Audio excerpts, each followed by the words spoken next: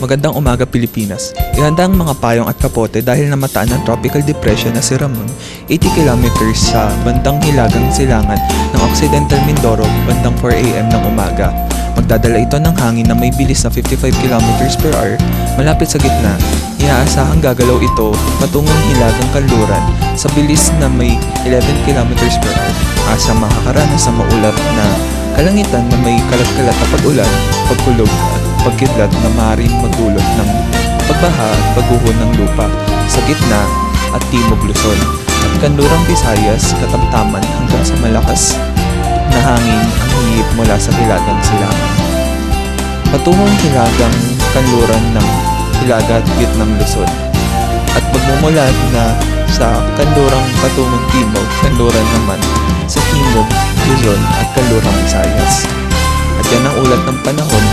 Ito po si Von Bosadre, nag-uulat para sa Weather News Live.